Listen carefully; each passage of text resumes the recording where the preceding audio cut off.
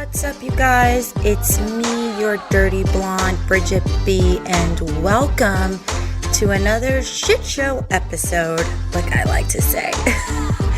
What's up? I hope you guys are having a very sexy week, and I hope you had a great weekend past and a future weekend coming. It's one of those things when you bring the podcast live in the middle of the week. A lot of people told me, Bridget, do it on a Friday or Monday. And I mean, it's hump day, so I thought it would be appropriate. But when I say salutations and I'm like, hope you had a great week, a lot of listeners are like, bitch, it's only Wednesday. So regardless, just know that in my heart, I hope that you are having a very sexy week. So, which leads me to this particular week. Something very interesting popped up on my feed in the entertainment news section. And it was all about, of course, the Kardashians. Khloe Kardashian was all over the news this weekend and half of the week, I guess.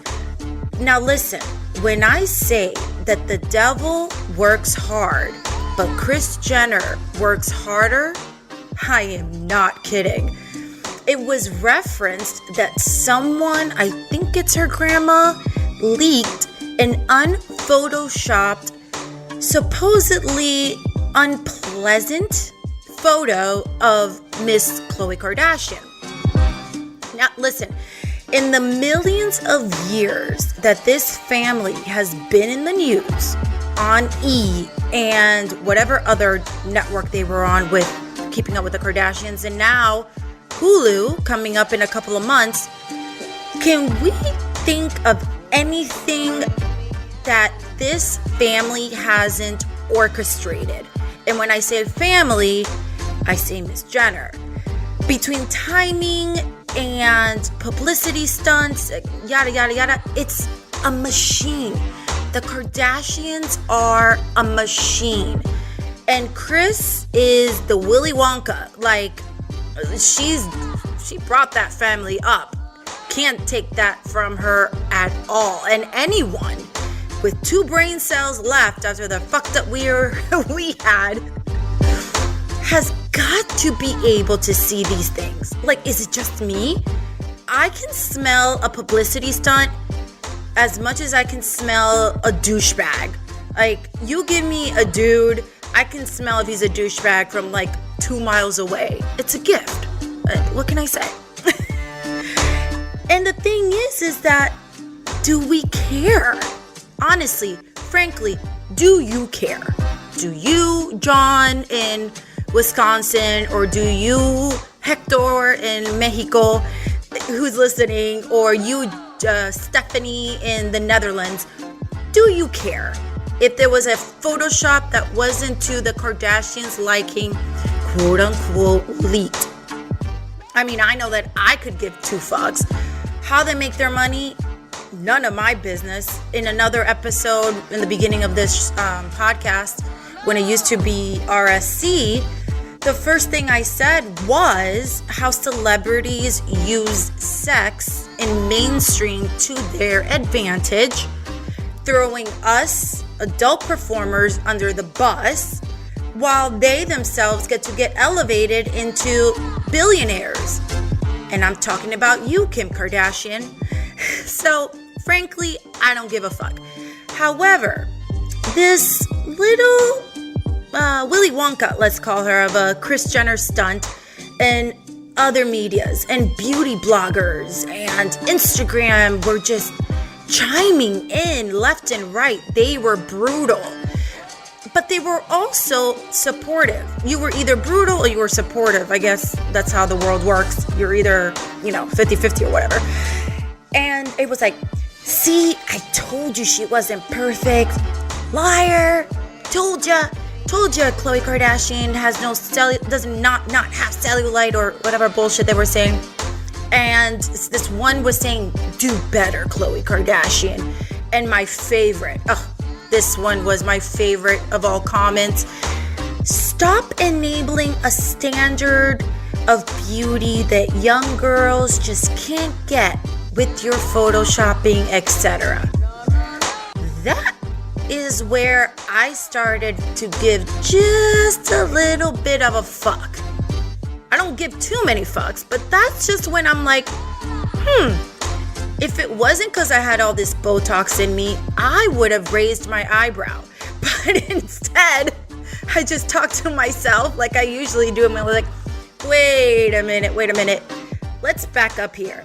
And it leads me to today's episode. Grab that drink and let's tipsy on over into La La Land, shall we? As you read with the title of today's episode, it's definitely, wait, what, Bridget?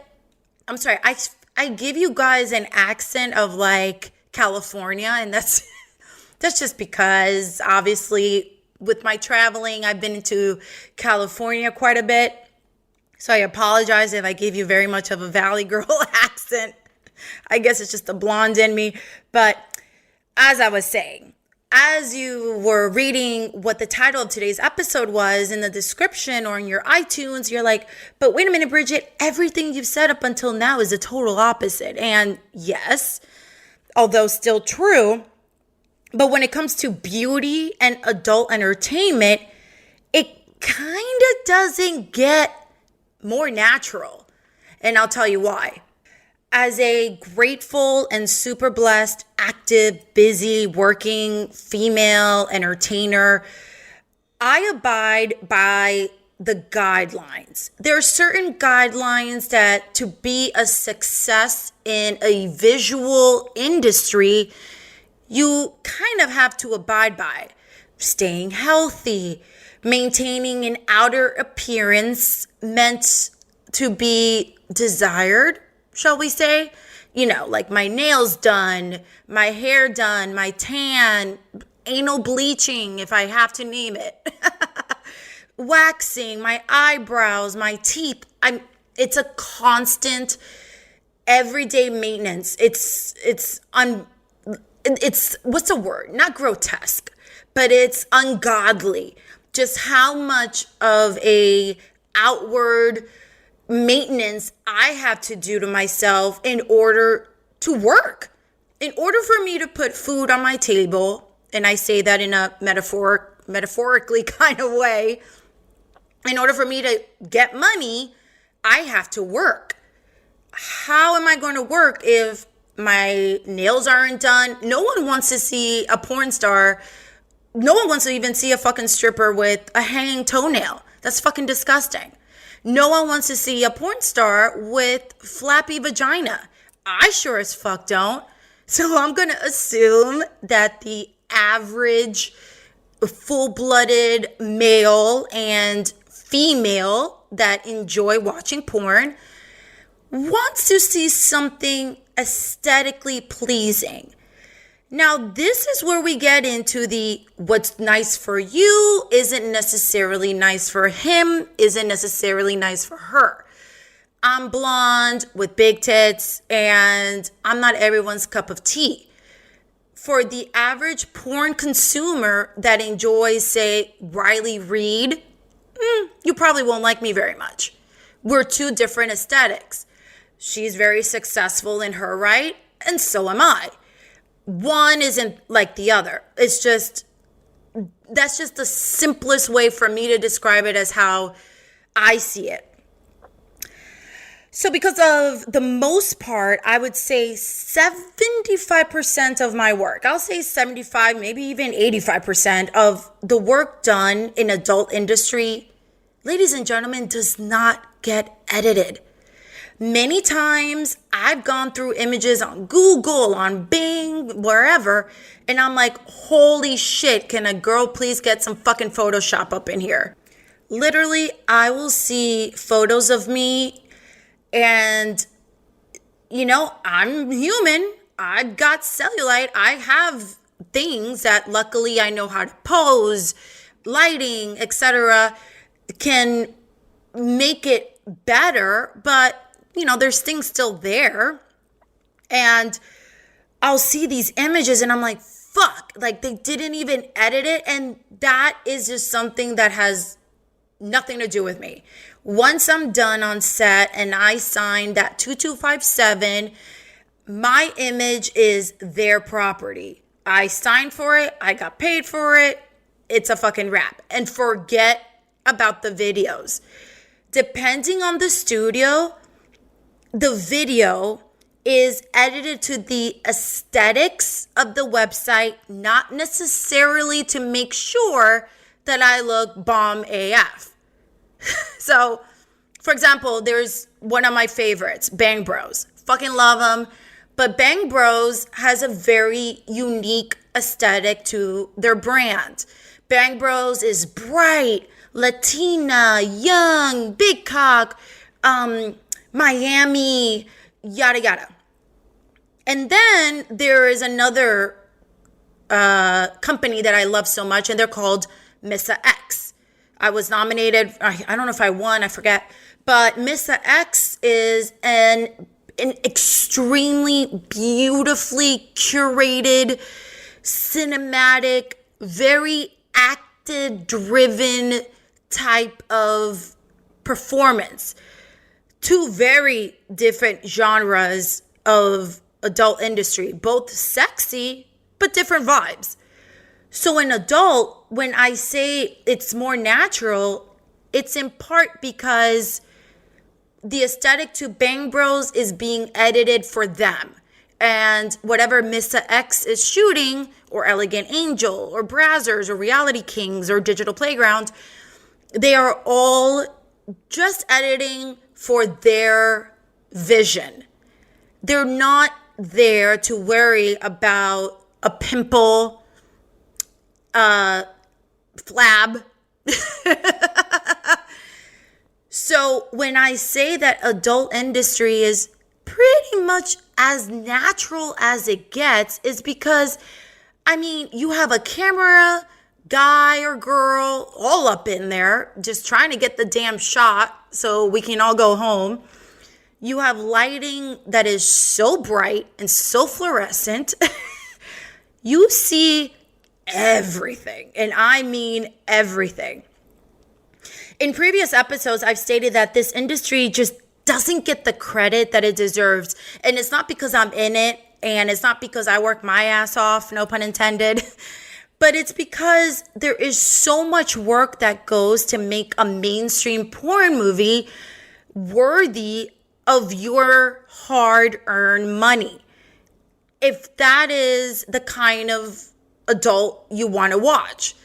If you're looking to watch Pornhub basic, in your mom's basement or stepmom's basement, and two people are going at it and it's voyeur and it's super gonzo, that's not what I'm talking about. I'm talking about mainstream, what I'm a part of, like the Brazzers and the Bang Bros and the Naughty Americas of the industry, where we have a casting, we have a director, we have a producer, we have a set design, we have makeup artists. Oh yeah, we have all that stuff.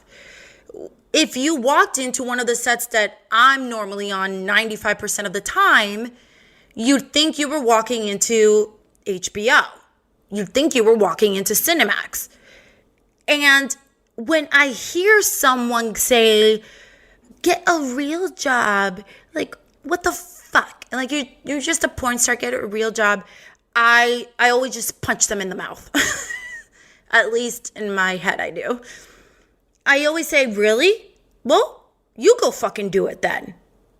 I will kind of venture to say 99.9% of the motherfuckers who tell me to get a real job, I told them on the spot at 1:30 p.m. on a Wednesday, all right, you go take my place on a set. They're not going to do it. Put morals aside, they're worried what their family's going to think, put aside judgment, pull aside all of that. Just the basics of body confidence. Could the average person imagine, and I say average in terms of you're not using your body for your career, for entertainment. the Kardashians of the world, I could go on, the models of the world, etc., or even Janet Jackson using her voice.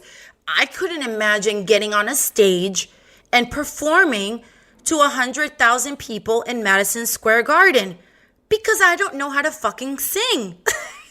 I would be making basically an ass of myself and have no business being there. So when I say average, I mean what my world is compared to the average daily life. I understand 100% is completely different and pretty extraordinary just because it's not ordinary. I don't mean that it's better. So when I say extraordinary, I just mean that it's extra. It's different. It's not average.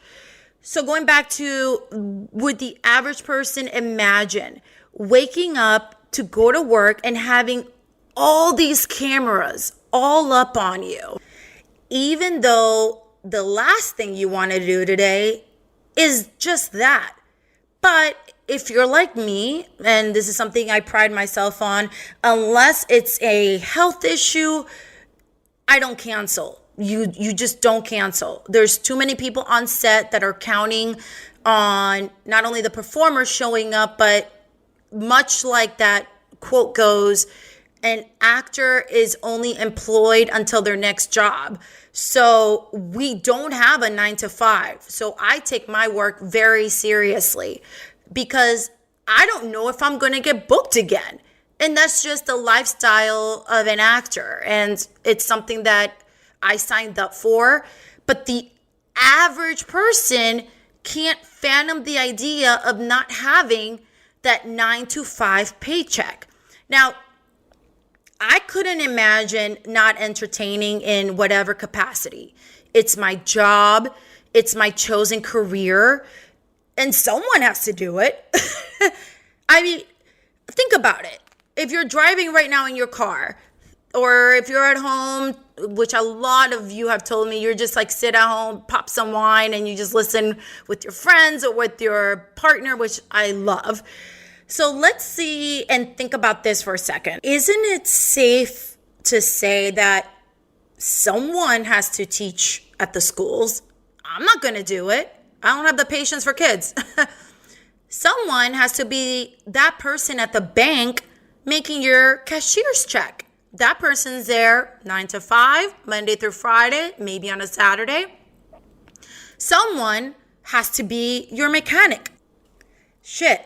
Someone has to be the building architect that you live in, whether it's a house or an apartment building, or else we would all be living under a bridge.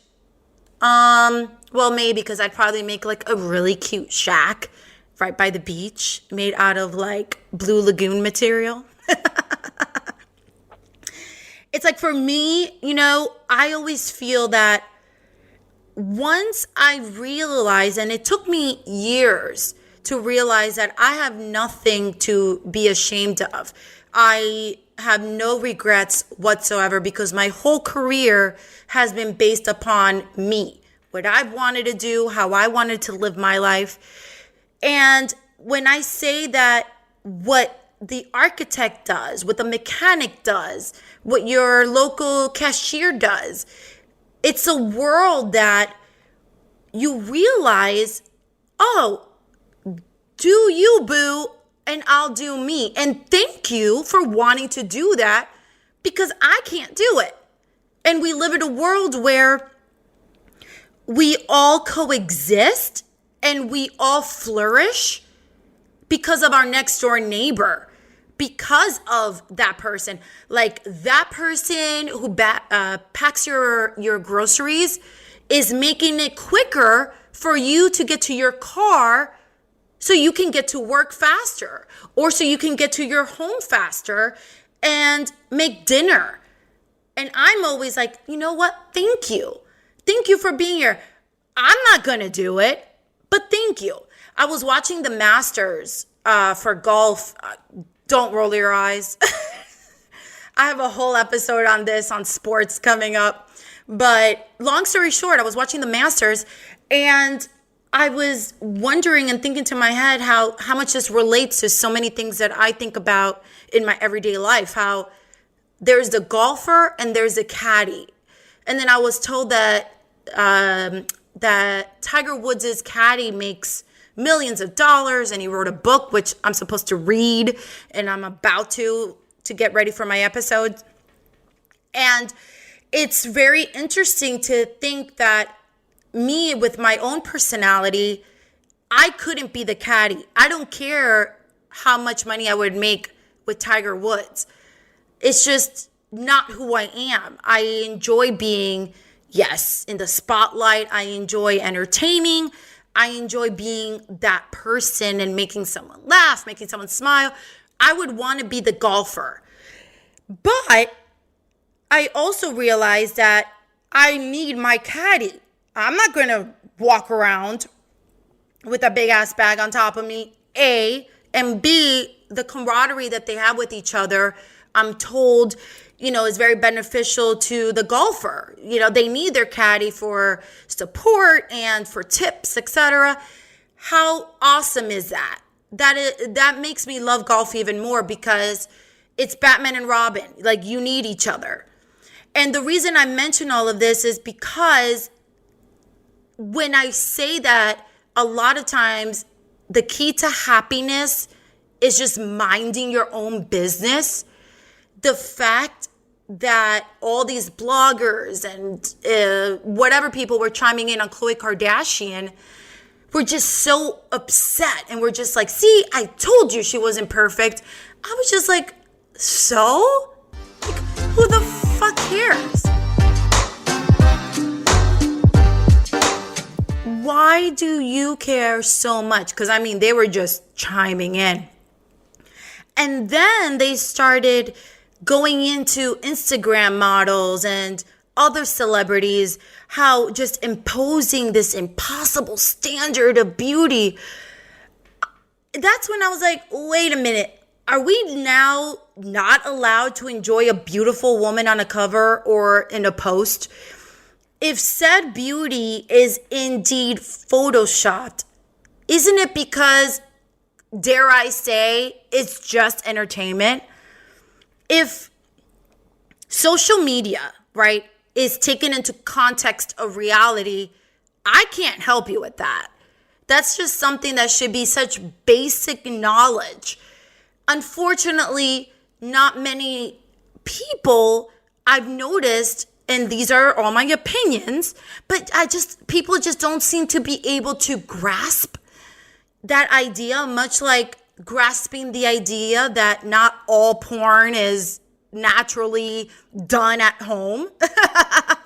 Or that because you watch the movie Independence Day is not exactly what's happening. Well, who knows now? Who knows what's happening with that one now? But literally, it's like, how can these, and whoever these people are, when I say that Kris Jenner is like Willy Wonka, I picture all these people who, the people who came up with like cancel culture and whatever other idiotic, narcissistic opinions they had. I can't even. I consider them like little Oompa Loompas.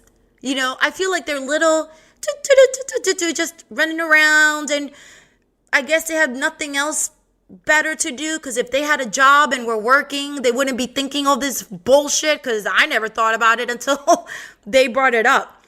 So to me, it's like, how can you all be insinuating that an entire industry, i.e. entertainment, is perpetuating low self-esteem? It's ridiculous. And it's like, if I was Khloe Kardashian, damn, I'd be like, fuck all of you motherfuckers. But it's like, it is not Khloe Kardashian's job to teach anyone absolutely anything. You know what I say her job is? I say that her job is whatever the fuck she wants to be. And at this point, she is, to me, a beauty icon / entertainer. She is someone that is successful in essentially being beautiful. And your beauty, like I mentioned before, might not be the standards to what she reflects, but that's your opinion. And there are billions of people in this world.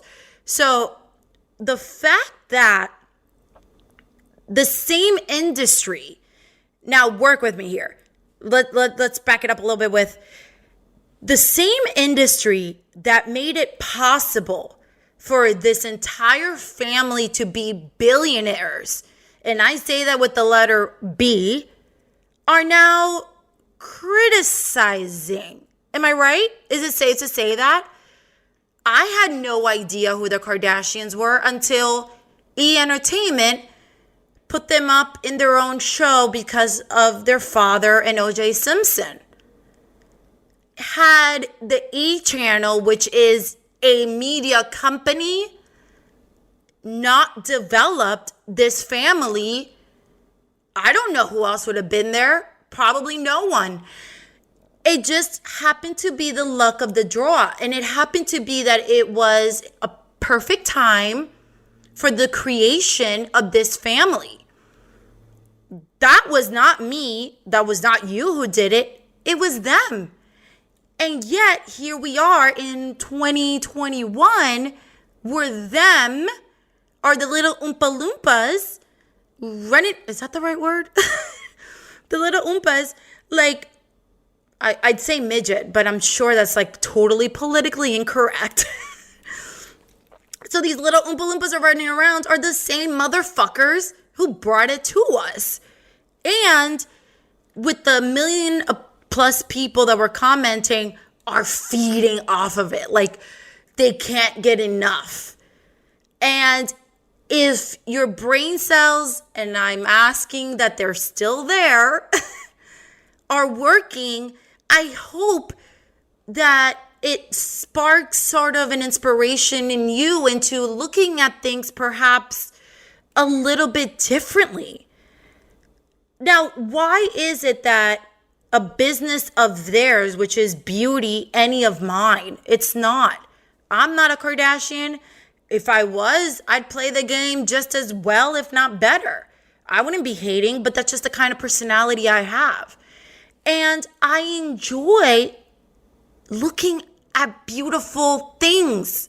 I enjoy looking at a beautiful sunset. Some people like looking at clouds. Each one is beautiful, but to me, I like sunshine. Some people love looking at brunettes. Others like looking at blondes. Great. I won't pick up that magazine possibly that has something I don't like. No problem.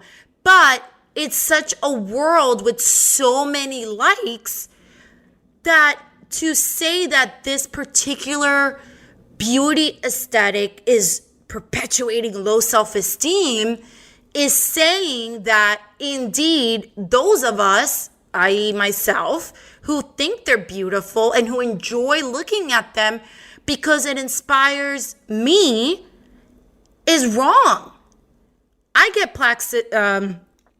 plastic surgery done. Everyone knows it. I'm not ashamed to admit it because I have things that I absolutely want to work on.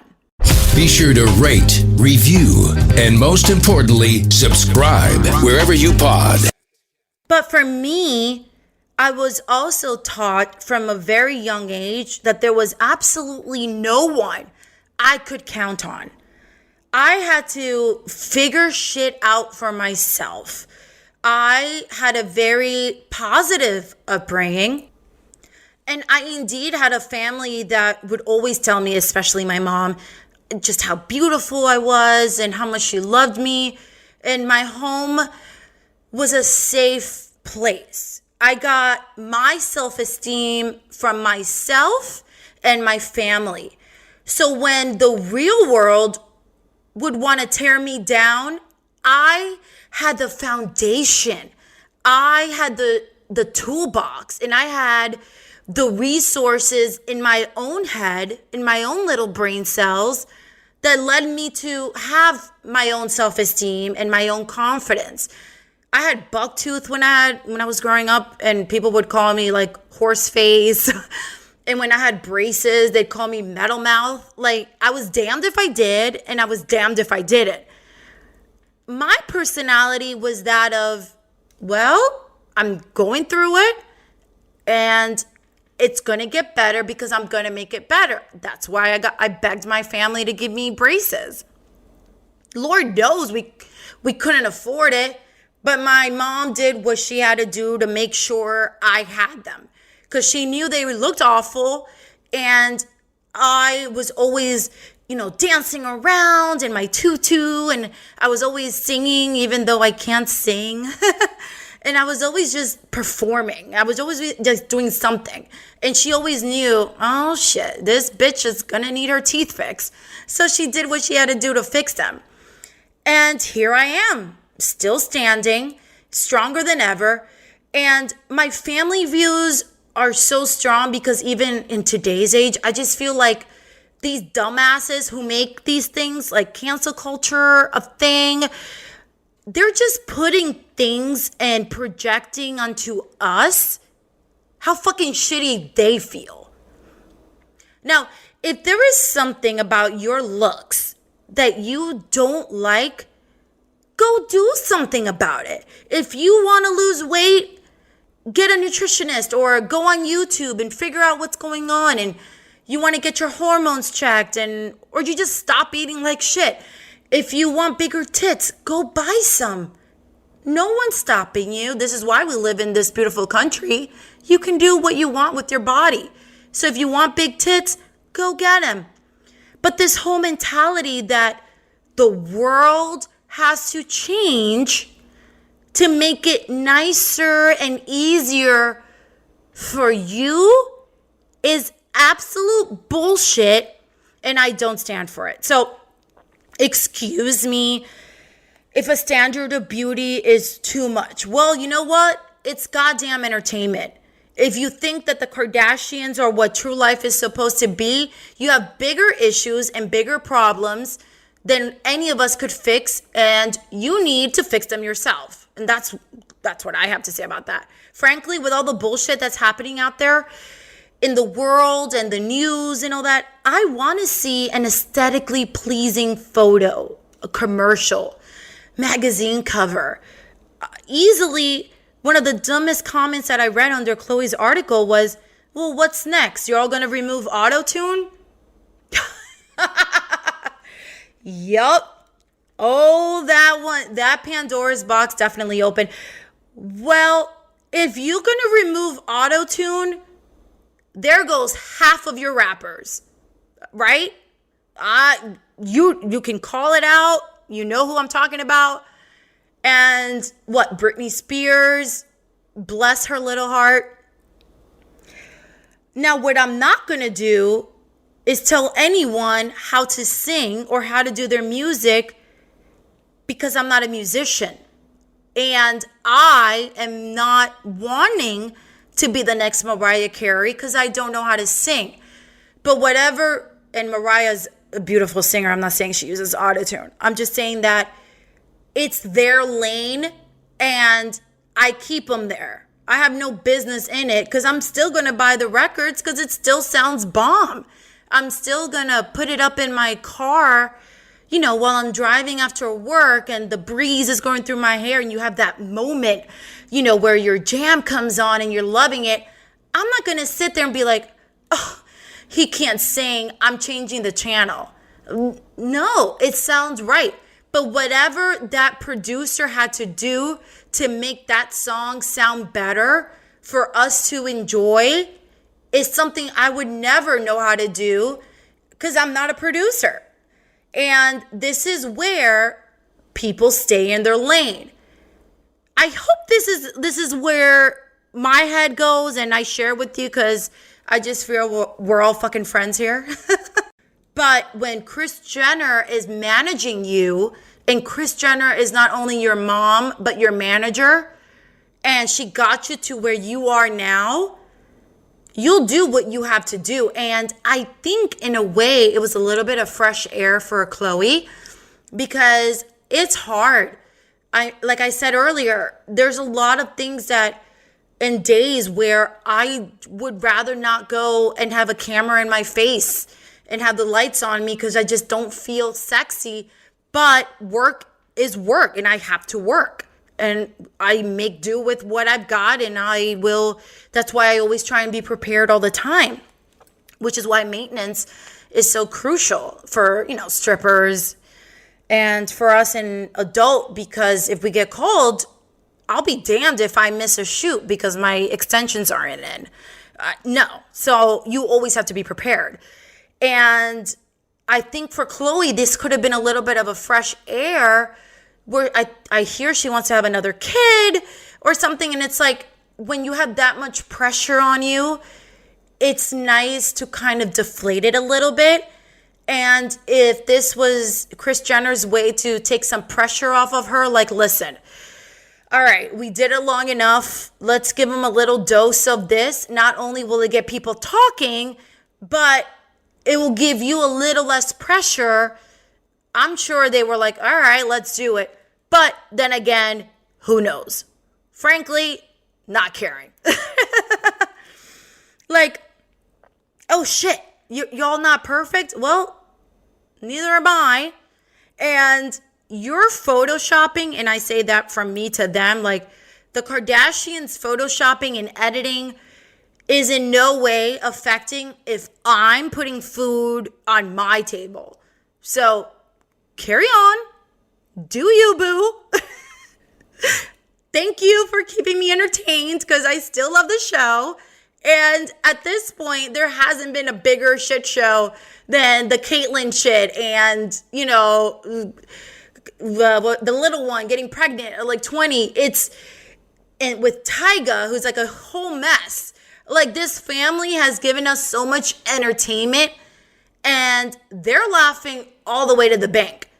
I'm here still doing my thing and enjoying the entertainment and staying in my lane. So I hope that with this episode, it sparks where I am trying to, like I again mentioned in other episodes, I'm not trying to be a martyr of the adult industry, but I'm also knowing that I have to break down doors to make my own success. And that's just my own personality. And if I can rub that off on you, wherever you're listening to me, then it is a fucking good day for me. So I guess at this point, it could just be a consideration of what does it take for my own happiness. And I know what I have to do, and whatever celebrities do has no bearing on me whatsoever, which can go on for so many aspects of the media. So when this little gem of an article and of a situation came up in the media with Khloe, I just giggled and I'm like, we have to talk about this on DyrtyBlonde because it's so fitting to not only that industry, but my industry as well. So I hope that you got a little bit of a thought, spark some sort of inner monologue, dare I say, and not only between you, but with whomever you're listening. And it's something where I want to spark conversation and I want to really bring things to light that I feel so passionate about.